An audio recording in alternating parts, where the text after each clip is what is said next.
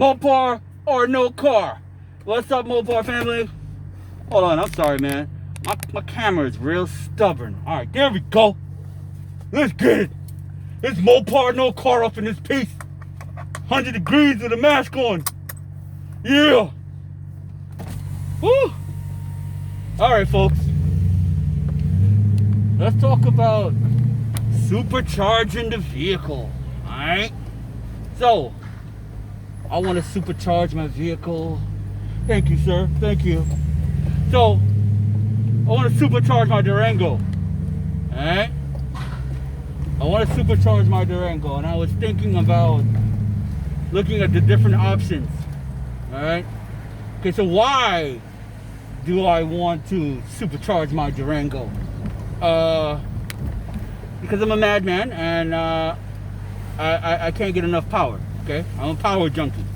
I'm a horsepower junkie. You can't give me enough. All right. So I've seen a few videos on superchargers and whatnot. Just park it here real quick. Yeah, so I've seen a few videos on superchargers and whatnot, right? And there's different options out there, you know, if you're going down that route of supercharging or whatnot, right? You got the Whipple, you got the Pro Charger, you got the RIPP, you got the RIPP Superchargers and whatnot. Different types of superchargers. You got, you know, the centrifugal, you know, those are the superchargers that spin an impeller to force the air into your intake. Then you got the, you know, the Whipples, which is what they call the positive displacement. It's like two screws spinning together, and they're compressing the air in this chamber, and that forces more air into the engine, hence giving you more horsepower. So now the Whipple is gonna probably give you the most power. All right, especially the most low end power.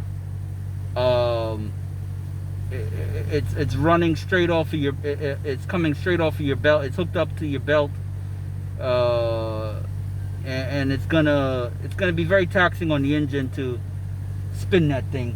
But you're gonna get more power up front than high end down low, and the higher RPMs, higher speed range. You're gonna get the power right away.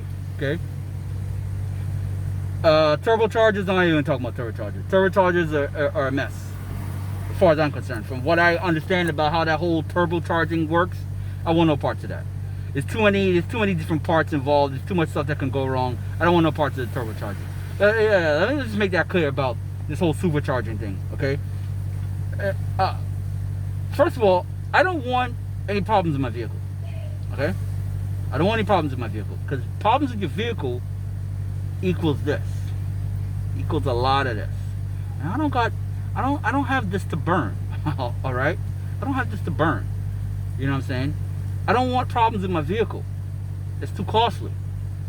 So if you go on the route of, like, say, a Whipple supercharger now, you're gonna have to do a lot of modifications to your vehicle to be able to handle that type of power. It's a lot of work involved. Maybe new pistons, forging this and that. It's a lot of work. It's a lot of, okay? I'm not trying to go down that route. Well, let me tell you what my mind is made up on, and the route that I'm going to take. And let me just say, I don't know what other cars you guys drive out there, but let me just say, specifically for Durango drivers, whether you got the V6 or the V8, in my opinion, from what I can see and from the research I've done, and the reviews that I've heard from other people who's had it done, the RIPP Supercharger is the best. Hear me. RIPP Superchargers are the best.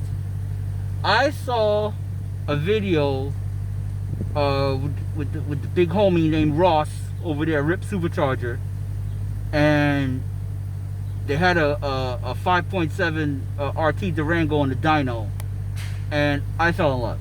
I was sold. It was ridiculous, the amount of power that thing made, the noise it made. It was a beautiful thing. I get happy inside just watching that video. It was a beautiful deal. It was a beautiful thing. So, but I wanted to know more about it. You know what I'm saying? I wanted to know more about what goes into having that done. The RIPP kit itself is, you know, between $5,000 and $6,000. The supercharger kit, whatever. You know, superchargers are not cheap. You know, you go into Whipple, it's going to even more. But anyway, you know, cost-wise, RIPP is pretty much the easiest one in your pocket.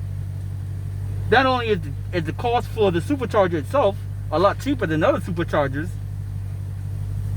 they're putting this RIPP supercharger in the vehicle, and most of the vehicle is stock transmission. Some cases even a stock. They have the stock air box on there. You know what I'm saying? There's really not much. You don't have to do anything really to your vehicle after you put this RIPP supercharger in. I mean, except for a tune, really, and maybe a new catback system. Because if you have a restrictive exhaust, well, you gotta free up that exhaust. If you got more air coming in, that air gotta come out easier. So you're gonna have to get a free flowing exhaust. So, you know, besides a well done tune, a dyno tune, and a new, you know, catback exhaust, it's pretty much all you got to do. You know what I'm saying? They ran about 7 to 8 pounds of boost on a stock Durango RT, and it made 423 horsepower at the wheel. 423, 425, something like that at the wheel. It was ridiculous. That's at the wheel. But overall, horsepower now, it's probably like in the 500 horsepower, something like that. The Durango RT comes stock 360 horsepower, and you're only getting like 270 something maybe, you know, at the wheels. You know, they're giving you 23 horsepower, 25 horsepower at the wheels. That's ridiculous. You know, your Durango RT is going to surpass a SRT in power with just that one mod. So, you know, RIPP is based out here in New York, where I live. Yay! I'm glad to hear that. I thought they were somewhere far out in the country, maybe California or something, but I was glad to know they were right in my neck of the woods. So, yeah, man, from what I can see, I don't know too much about the Pro Chargers. Oh, I didn't mention the Pro Chargers.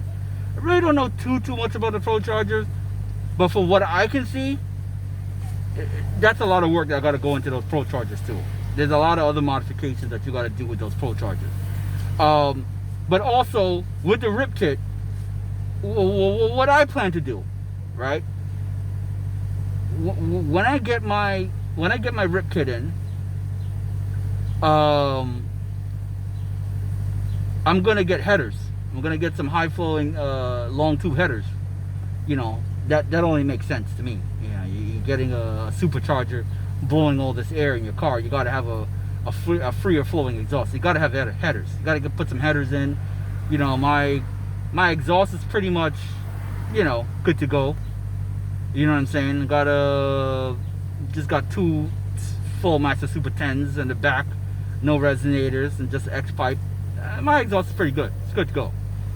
But yeah, that's probably the only thing I'll probably do, you know, to go along with the RIPP kit, besides tuning it and putting in the supercharger kit from RIPP, is putting in some long tube headers. I believe they recommend American Racing headers, so I've been looking into that already, and that's the route I'm gonna go. That's the route I'm gonna go. Now,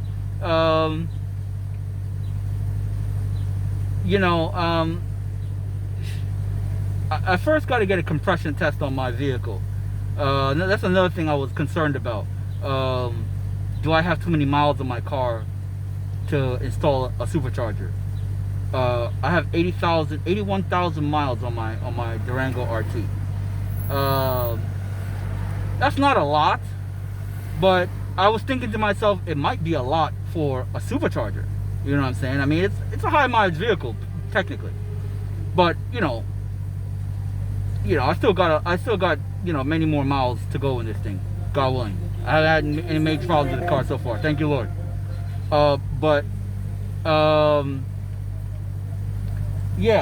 They recommend. I spoke to some folks at RIPP, and they recommended to me I get a compression test done on the engine to make sure that the cylinders are cranking out sufficient power, and there's nothing lacking there.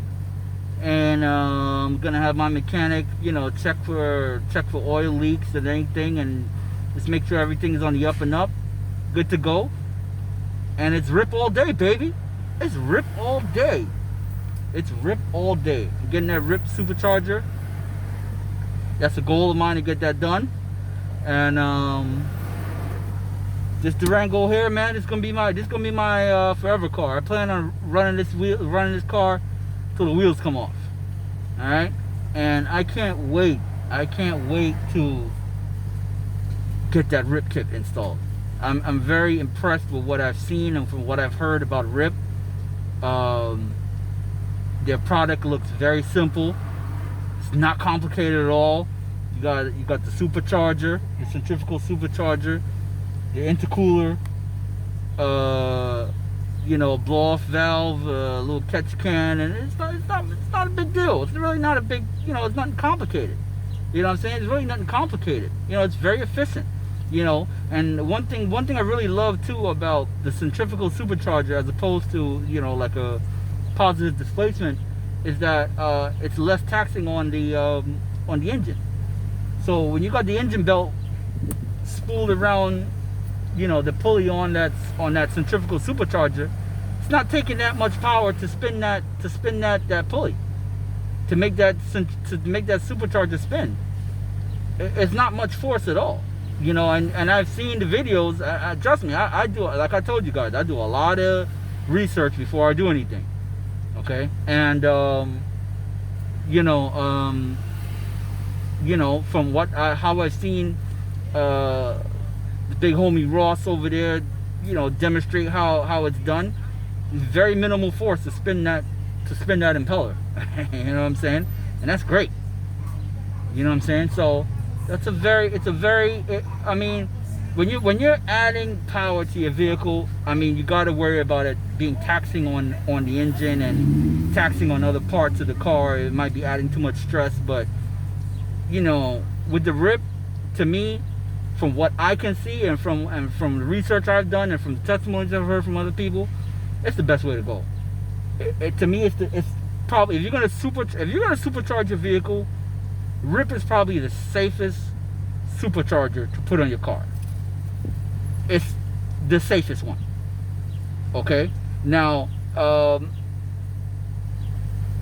I have to take that step and go down that road myself, but I expect it to be a very good experience. I can't wait. And from what I can see, if you got a similar vehicle like mine, you got a Hemi, or you got the Pentastar 3.6 V6 engine, stick with the RIPP kit, man. Stick with the RIPP kit. Don't get too power hungry, and go and get a Whipple or this, that, and the other. Unless you got the money to burn to do all the modifications that you're gonna need to do to make that compatible with your vehicle, then have at it. Spend your money. Spend all your stimulus checks on it. Have at it. You know what I'm saying? But for me, I want the least headaches as possible. And some might say, well, just don't supercharge your car at all. Just leave it stock, leave it alone, and just drive your car. Well, yeah, I want more power. I want more power.